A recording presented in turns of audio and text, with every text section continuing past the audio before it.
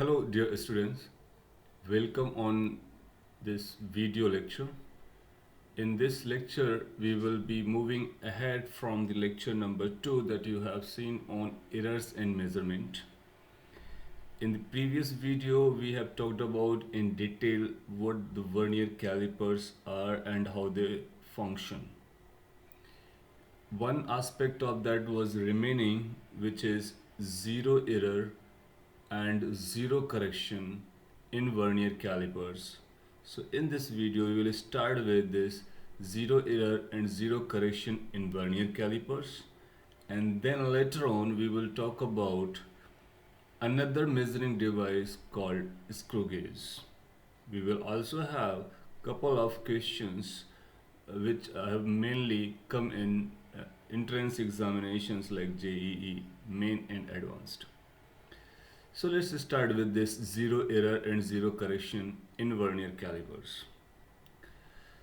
Now let's say when we are using a vernier calipers to measure some length, then we have understood there are two type of scales are there. One is a main scale that has been shown over here. Another is a vernier scale that has been indicated over here. And on this main scale, this vernier scale slides, and with the sliding we take the measurement.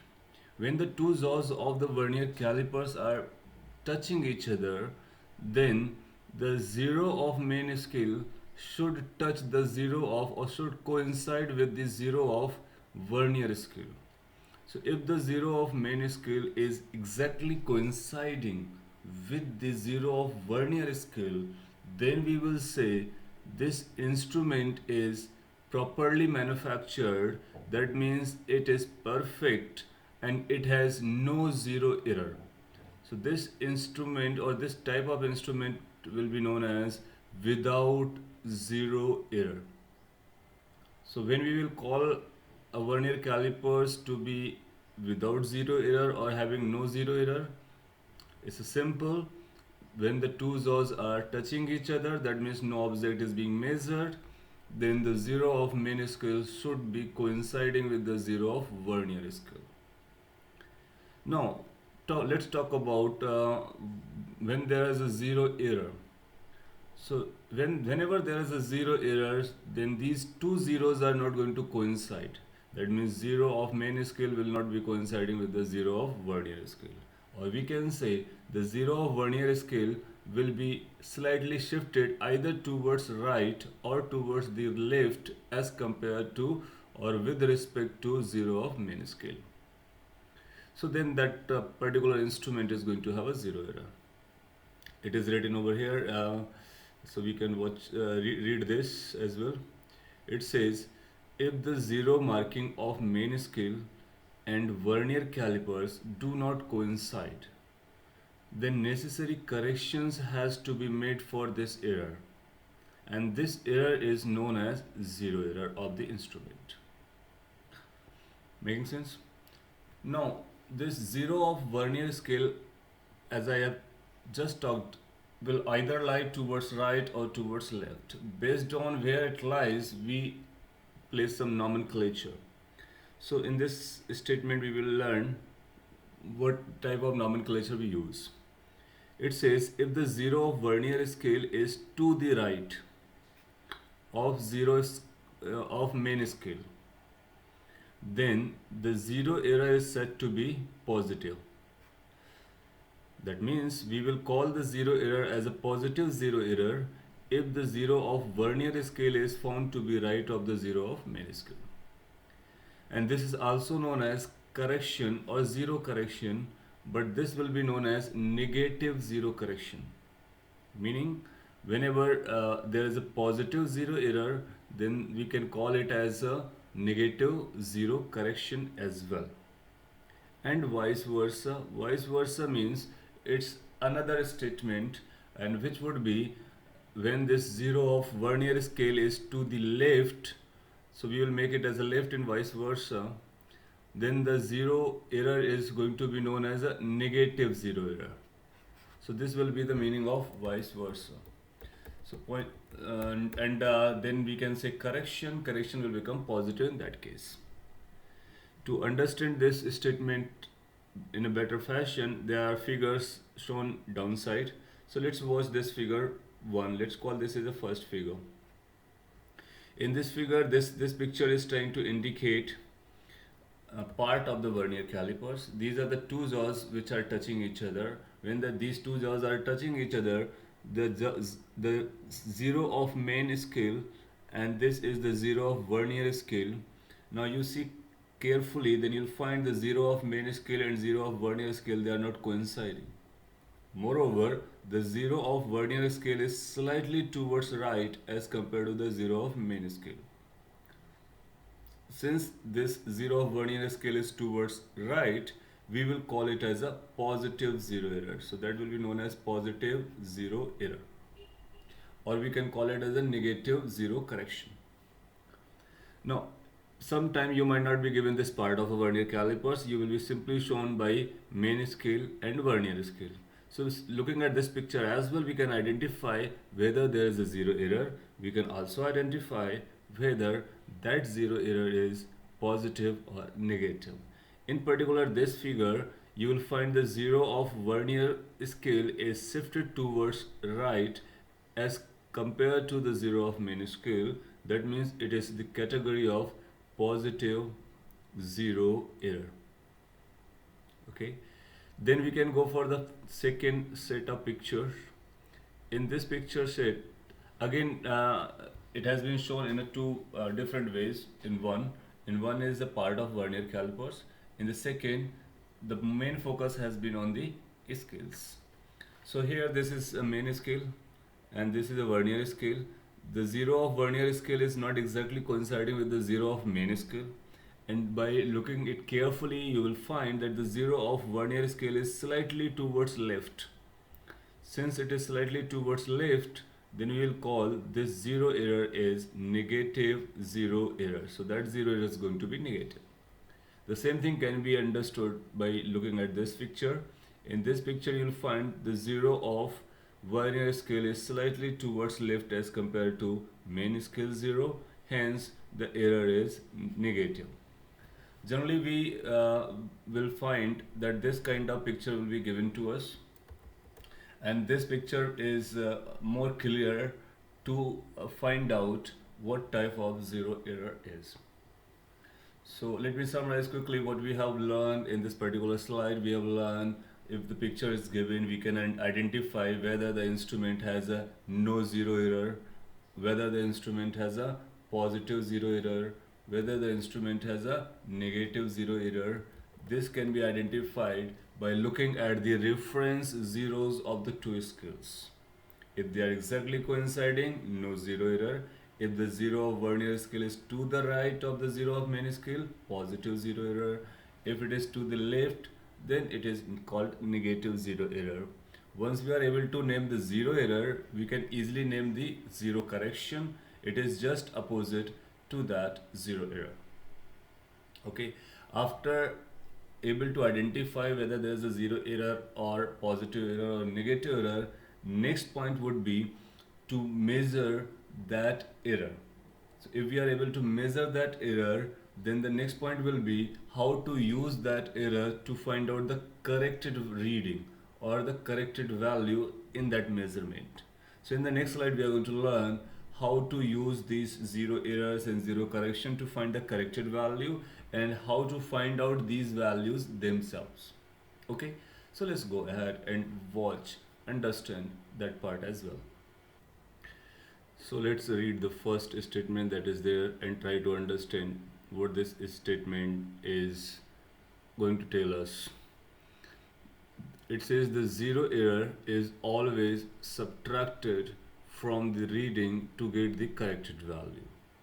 So this statement is trying to explain or give us the information about how to get the corrected value once we know the zero error.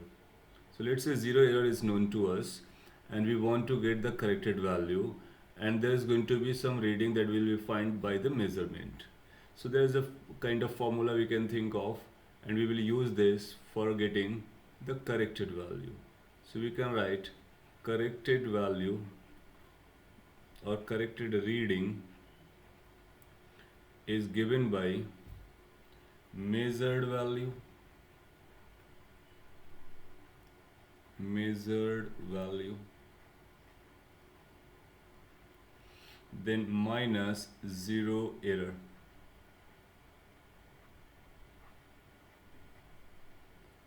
If we know the zero error, we can easily find out the corrected value. So corrected value is given by measured value and zero error. Let's say our instrument is perfect, it's not faulty, it has no zero error. So if there is a no zero error, then the corrected value will be same as the measured value. But if the vernier calipers has a zero error which is inbuilt in it, so in that case first we are going to use that vernier calipers to measure the value or a reading in a very normal fashion, and then we will identify what the zero error it carries.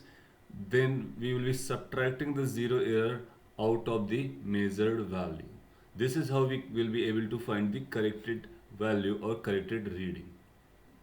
Now, zero error can also be replaced by zero correction. So if zero correction word is used, then we will have a slight change in this formula. So for zero correction, the formula will become corrected value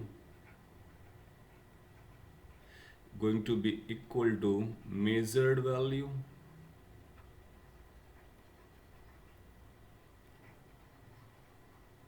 plus zero correction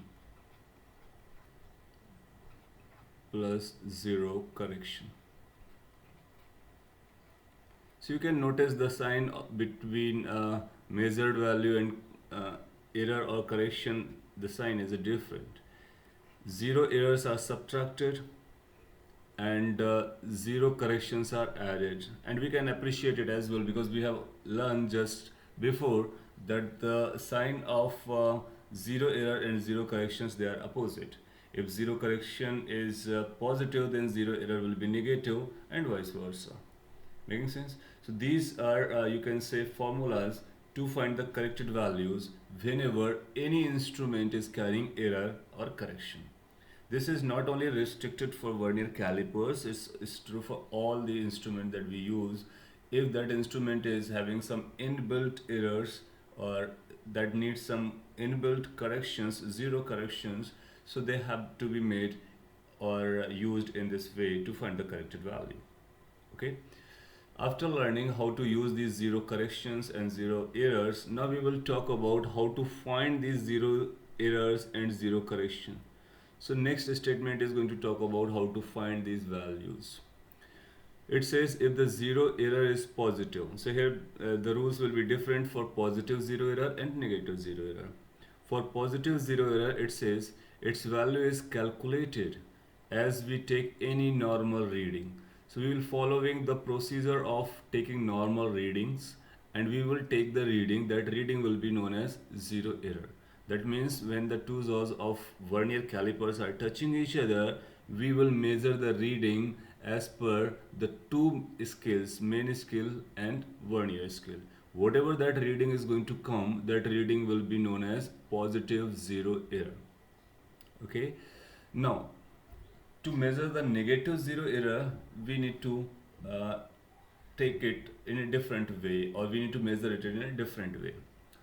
So if the zero error is negative, what is the negative zero error? I have written in this bracket, it says the zero of vernier scale lies to the left of the zero of main scale. So whenever the zero error is negative, then the negative zero error is measured using this formula. Now this formula we can think of what it is and we can learn later on.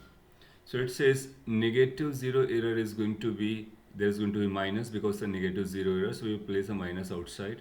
Then there will be a bracket. Within that bracket we are going to write total number of vernier scale divisions minus vernier scale division which is coinciding with the main scale division into least count.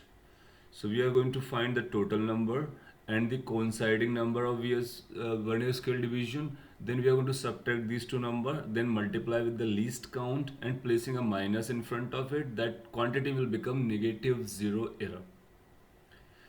So this point is trying to explain how to find the zero error. In case of positive zero error, you just measure in the normal way. In case of negative zero error, you just go for this formula which says the total number of vernier scale divisions minus vernier scale division which is coinciding into least count, and entire number has to be negative. Let's take the example to understand these 2 points in proper manner. We can see that example in these figures itself. So let's say consider this is indicating example number 1. So in this figure we have talked about this is indicating a positive zero error. If we need to find out how much that positive zero error is, we can find it out. Now if we see these two jaws are matching each other or touching each other, then we will be taking the reading of this scale. So simply reading is going to give us the error. So we can say here the error is going to be equal to, we say whenever we measure the normal reading, we watch the main scale reading first. So main scale reading is 0 plus, then we will go for the vernier scale division which is exactly coinciding. If you look at this picture, it has been indicated that this fourth division is exactly coinciding. Since this fourth division is exactly coinciding, so we will say vernier scale division which is exactly coinciding into the least count. Now the least count of this normal instrument is 0.01 centimeter. So this will become the error in this particular case, and this error is going to be positive. That's why we are using the normal procedure of taking the measurement. So this positive zero error is going to be 0.04 centimeter. It will be better if we place a plus sign over here to indicate that this error is positive and it is 0.04 centimeter.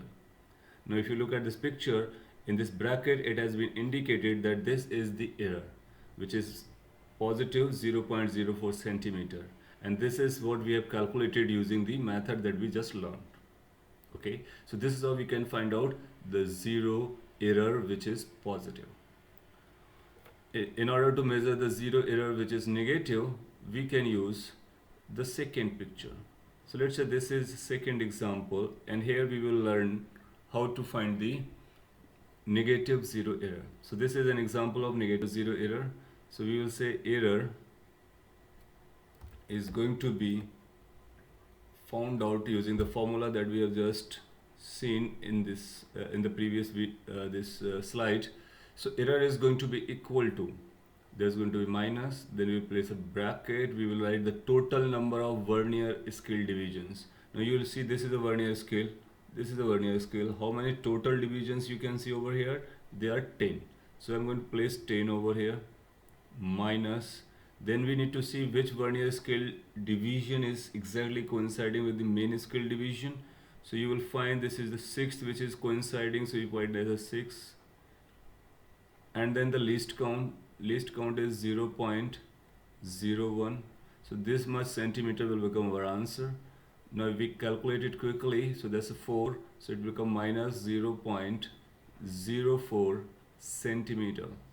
So the negative zero error is going to be 0.04 centimeter, or we can call the error in this particular instrument is going to be minus 0.04 centimeter. This minus sign is going to indicate that the error that we are talking about is negative.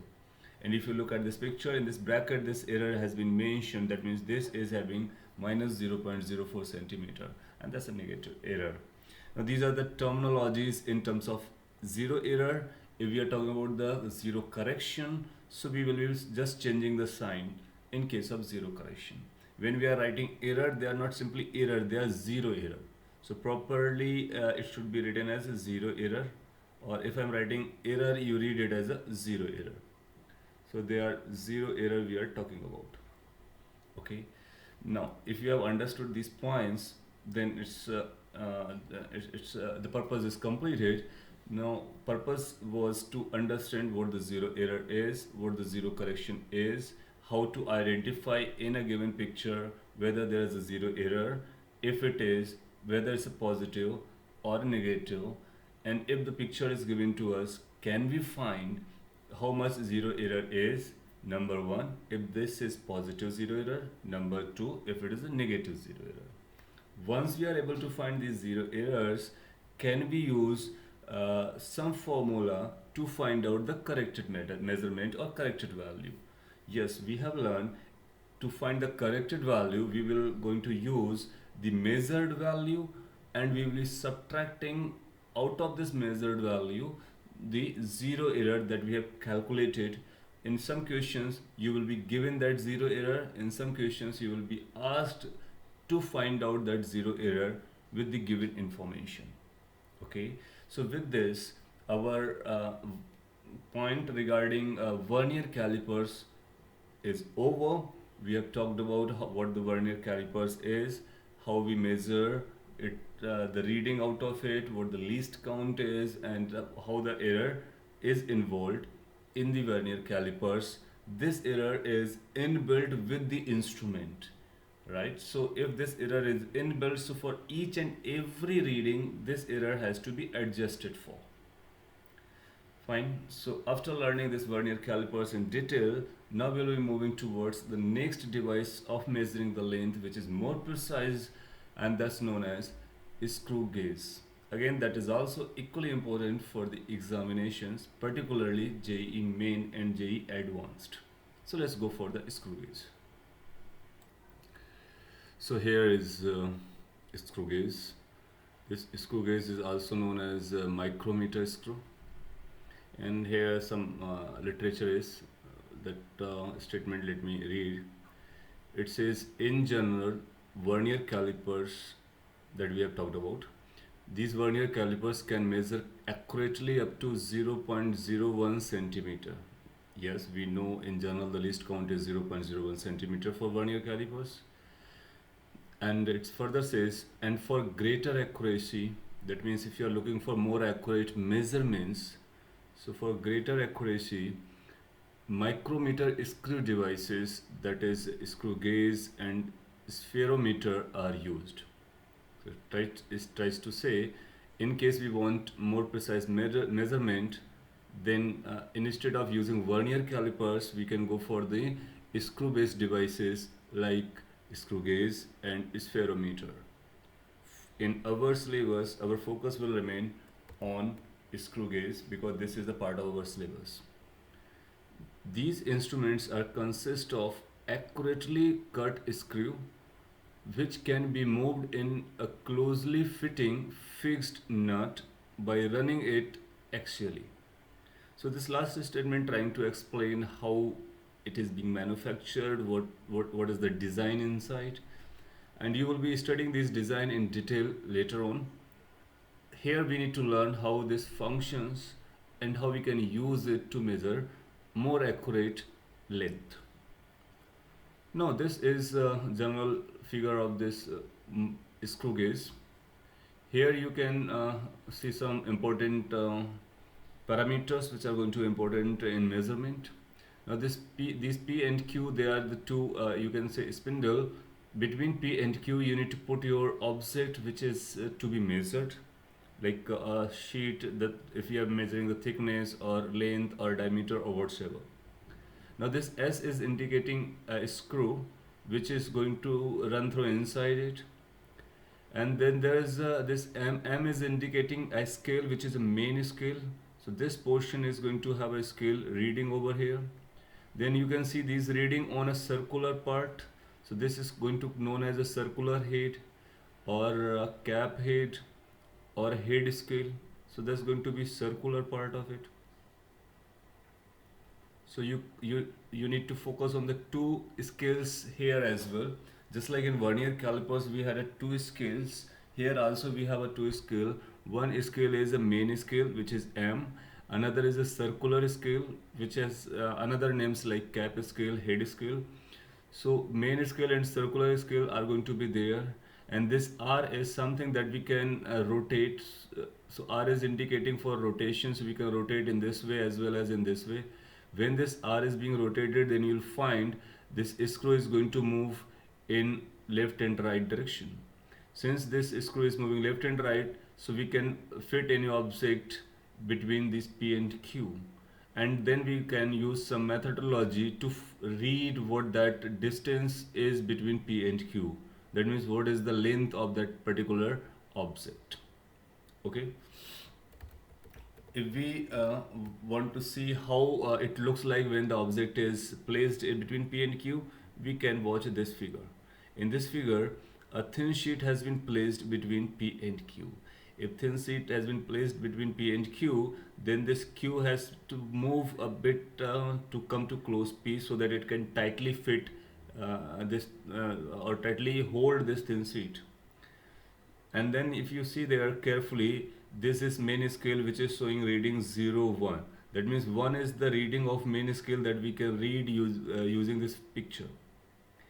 And there is a circular scale as well. So this is a circular scale. This circular scale is having a reading. This is a reference line. We call it as a reference line. So with respect to this reference line, we will be reading the circular scale reading.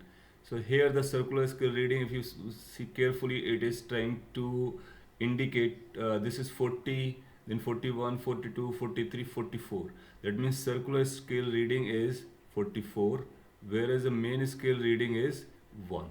So these are the two readings we are going to use later on to find out the exact length or thickness of the sheet.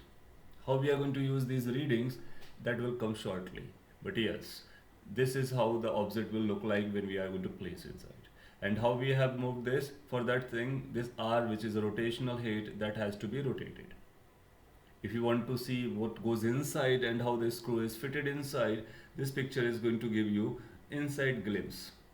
In this picture, it has been shown this R, which can be rotated in clockwise and anti-clockwise sense. When this and this R head is connected or fixed with a screw, and this is the head of the screw. And if this R is rotated in the sense the arrows have been shown, then you'll find this head of screw is going to move in the direction shown there. That means it is going to move towards left. That means this Q point is going to move towards left. That means it is going to come closer to the point P. And if we change the rotation sense of R, then by changing the rotation sense of R, you'll find this motion or the direction of movement of Q will be opposite. Okay. So point is, this Q, that means screw moves axially. And then there is a fixed nut. So this nut is used to support this movement with respect to the fixed structure. And this screw head, this screw has a threads. The separation between these two consecutive threads is known as a pitch. So that's another important quantity or parameter that is going to be useful for us. So pitch is basically the gap between two successive or consecutive threads. And screw is a uniform, that means anywhere if you take the measurement between two threads, it's always going to be having the same value, and that's known as pitch. Fine. So this is the principle of a micrometer, or you can call it a screw gauge. This is the picture it's look like. This is the picture during the measurement, and this is inside picture. Right? Now we will be talking about how we use this main scale, circular scale, or what are the parameters that this screw gauge has, and how we take the measurement. So let's go for the next slide to see or learn how the measurements are taken and how the readings are expressed. So here are the details. This first point is talking about the instrument is provided with two scales. Yes, we have talked about there are two scales. One is known as main scale, you can call it as a M, which is also known as a pitch scale, you can call it as a pitch scale because pitch is measured with this screw. This M is graduated along the axis of a screw, so it's along the axis, that's an important point. And the second is called cap scale, or also known as head scale. Here we are indicating it by capital H. This is round, the edge of the screw head, so over the screw head it is in the round fashion. It is also popularly known as a circular head or circular scale. So if it is named as a circular scale, we are going to talk about we are going to think about this as a cap scale, and it's also known as a head scale. So point is there are two scales, one is a main scale, another is a head scale. And using these two scales, we use the screw gauge and take the measurements. The next point is constants of the screw gauge. So what are the constants that we use in a screw gauge?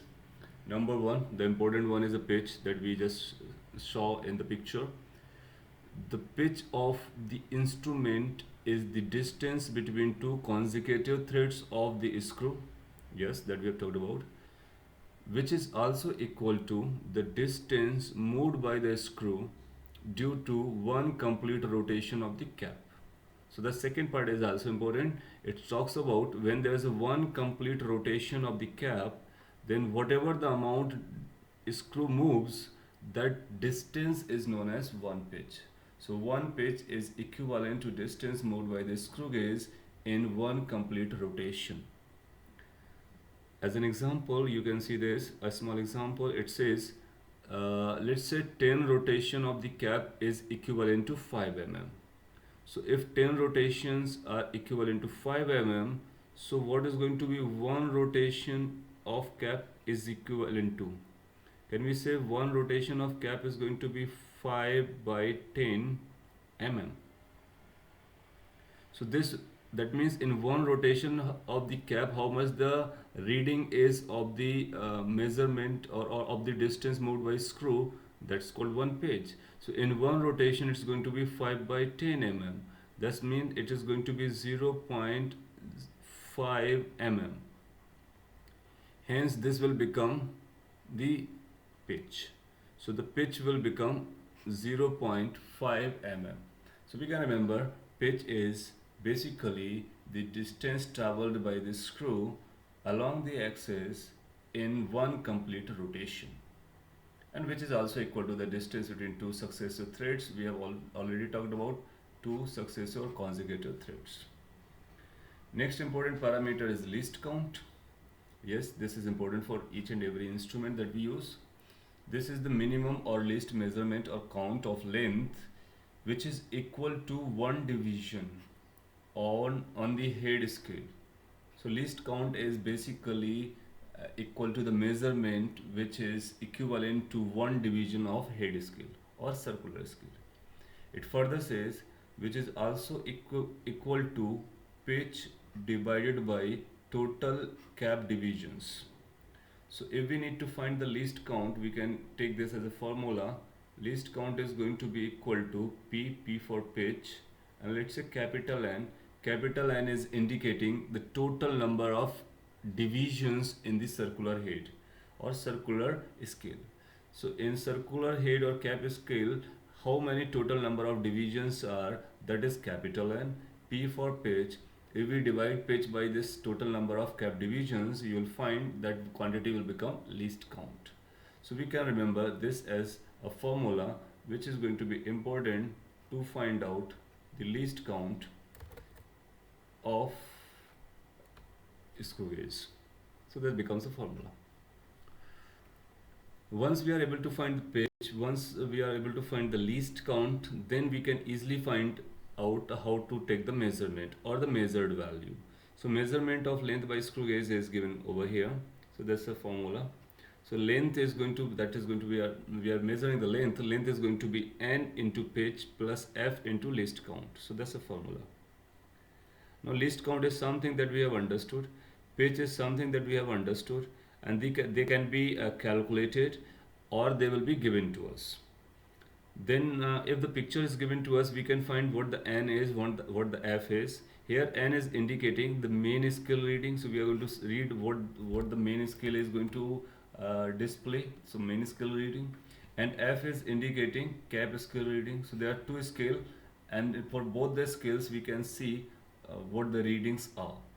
So main scale reading has to be multiplied with the pitch. Cap scale reading has to be multiplied with the least count. If we are doing this, we can find out what the exactly length of that object is, and that length measurement is going to be more precise, right?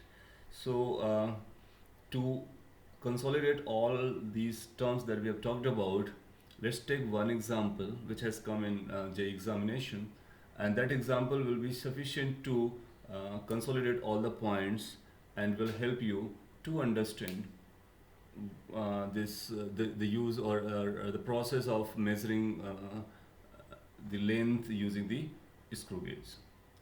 So let's go for that example. So here is the example. Example reads the pitch of a screw gauge is 1 mm. So pitch is given to us and there are 100 divisions on the circular scale. So let's start solving it parallelly. So we will read it and proceed to write what is given to us, and we will try to find the important quantities involved.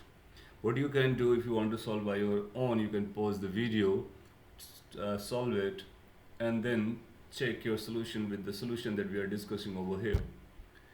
Now given informations are involved the pitch of the screw gauge. So pitch is, let's say P, it is 1 mm, that's given to us.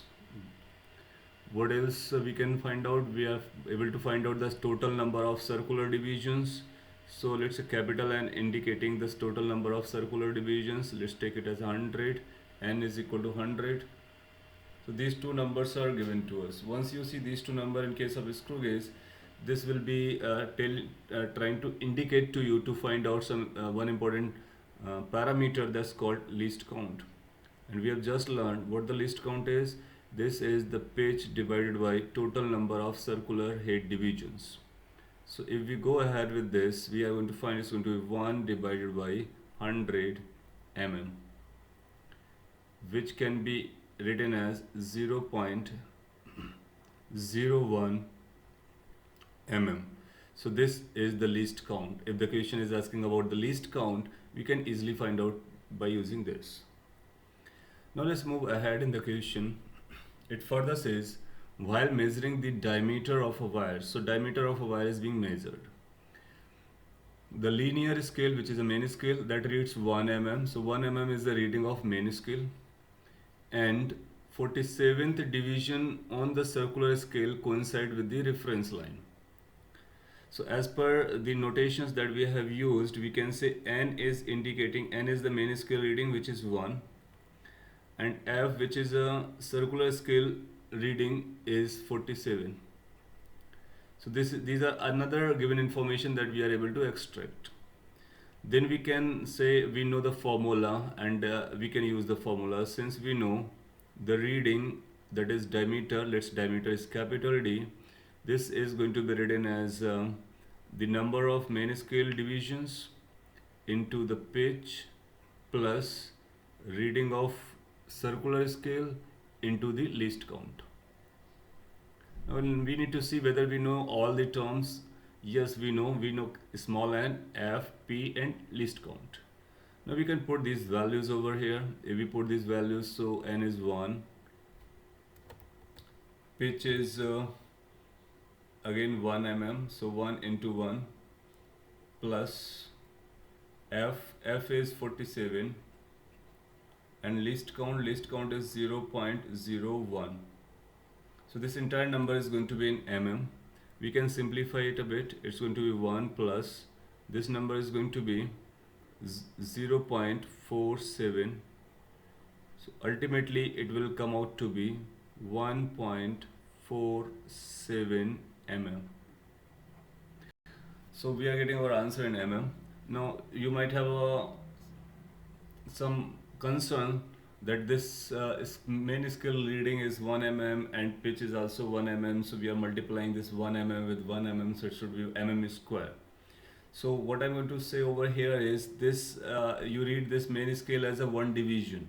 So main scale reading is a 1 division, so n is representing the number of divisions of main scale, and then we multiply with pitch. Or if the main scale reading is given to us, so you can say this entire stuff is the main scale reading together. So this is main scale reading and this is the vernier scale reading corresponding to that, and then we are adding to it. Okay, so this n has to be read as the number of divisions in the main scale, right? If this is given as a 1 mm, that means this entire number is given as a 1 mm. So this is 1 mm. Making sense? Anyway, So from here we are able to find the D value. Let's move ahead and see what the question says further.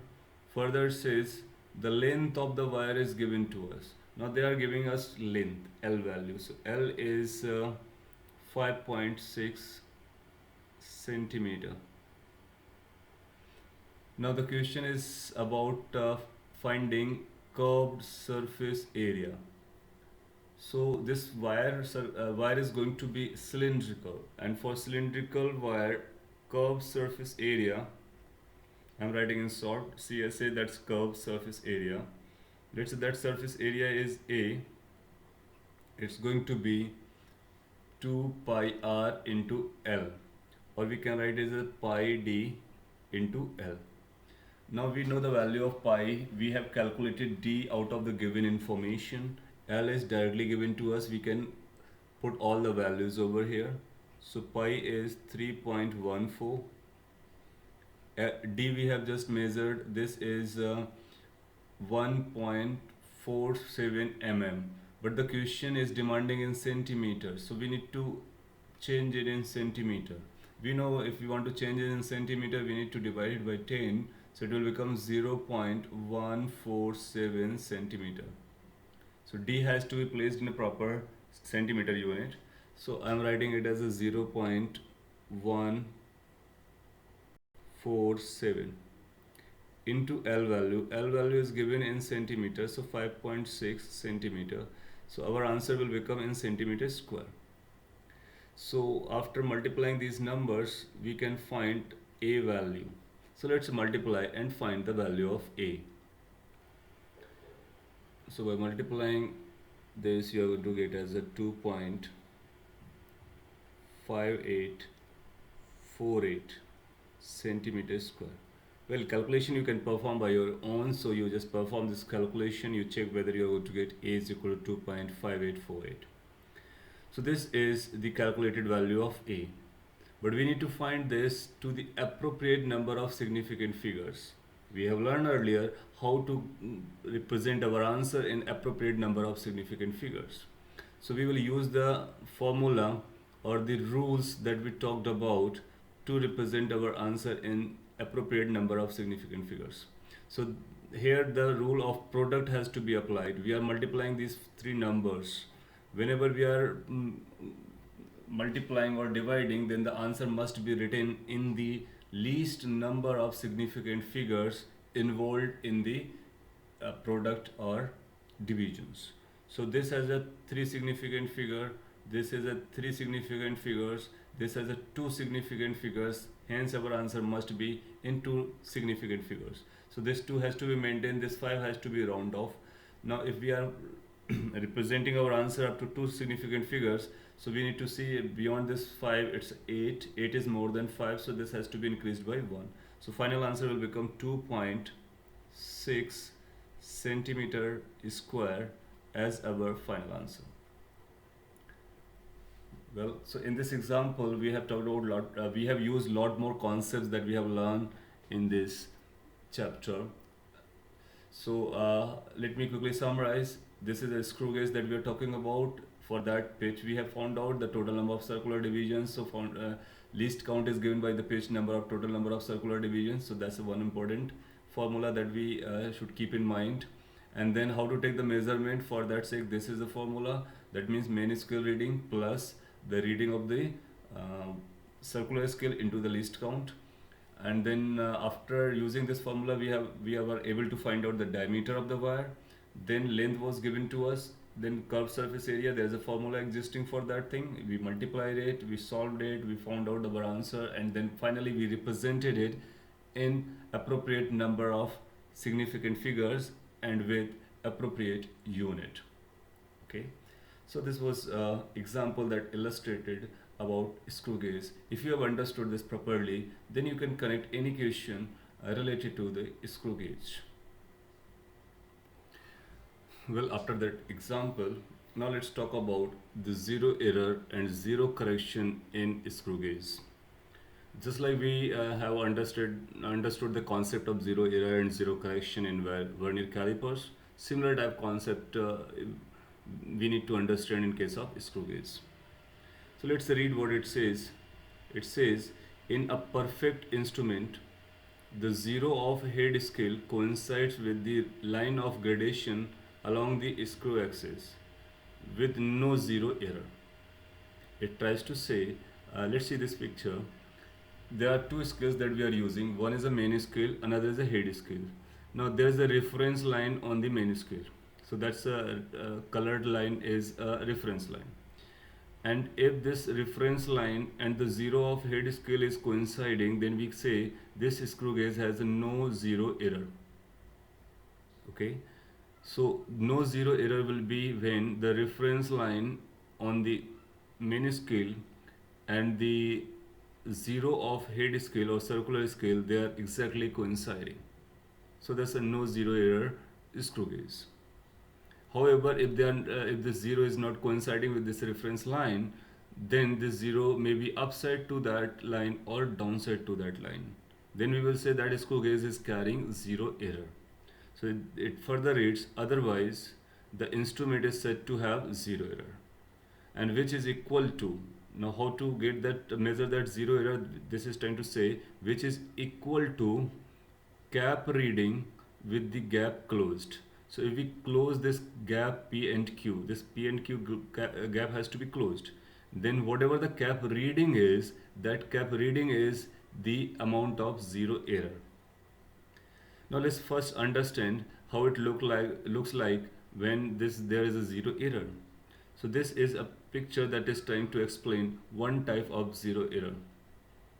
Now P and Q, that means the gap is closed and the zero of head scale or circular scale is just below or is below the reference line. If it is downside the reference line, then we call this kind of error as positive zero error.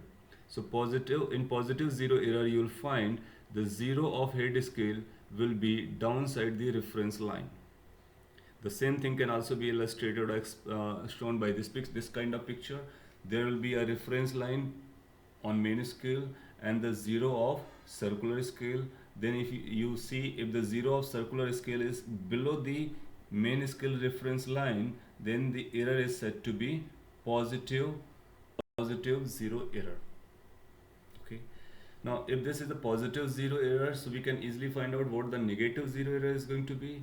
In negative zero error, you will find the zero of circular scale is going to be above the reference line.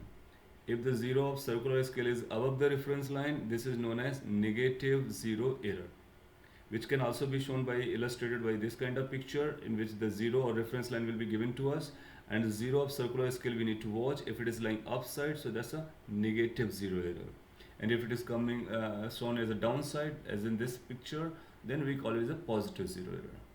And that's what is written over here. This zero is positive when the zero line of reference line of the cap is below. So if the cap scale line as zero is below to the reference line, it's a positive. Now we are talking about these errors, zero errors. If we need to say in terms of correction, we will change the sign. That means this will be equivalent to negative correction, and this picture will be equivalent to positive correction, right? So and it's written over there, the corresponding corrections will be just opposite, we know that. Now again see this statement, and let's say talk about how to find the zero error. Let's say this is the first case. In this first case, we are trying to find what the zero error, how much the zero error is going to be. So if we are interested in finding the zero error, we need to simply read it. So this is the reference line, zero has come down and zero has come down by 2 divisions. So if there is a 2 divisions that it has come down, so we will say 2 divisions are there that it has come down, and that means this is the circular scale reading into the least count. So we will place the least count with this, and we know the least count of this is going to be 0.001 centimeter. So this will be equal to 2 into 0.001 centimeter, which ultimately will become 0.002 centimeter. So that will become the least count. So how to measure the least count? You simply see how many divisions are there and how many divisions this 0 has been shifted in circular scale, and you just multiply with the least count.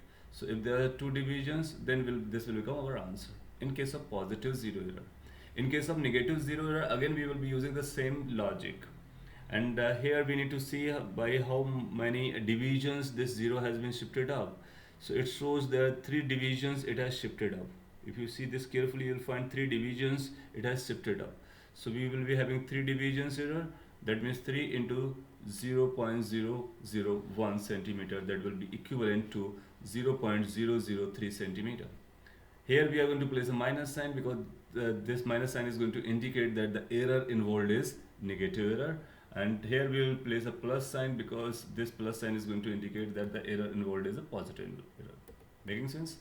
Once we are able to find what type of error is, and we are able to find what the value of that error is, we can always find the corrected measurement. So formula for the corrected measurement remains the same. I'm writing over here. So if we need to find the corrected value, so the corrected value is going to be equal to measured value. So this measured value will be that value that you are measuring after performing the experiment, assuming that instrument is proper. So that's measured value.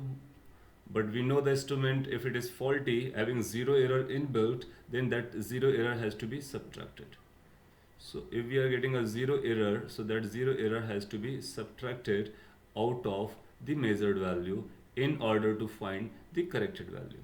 So the same formula we can use over here to find the corrected value. Making sense? So this particular slide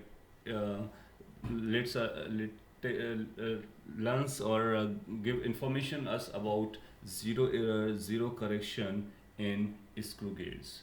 And in many time in examination, the figure has been given to us like this kind of figure, or this kind of figure, or maybe this kind of figure of screw gauge.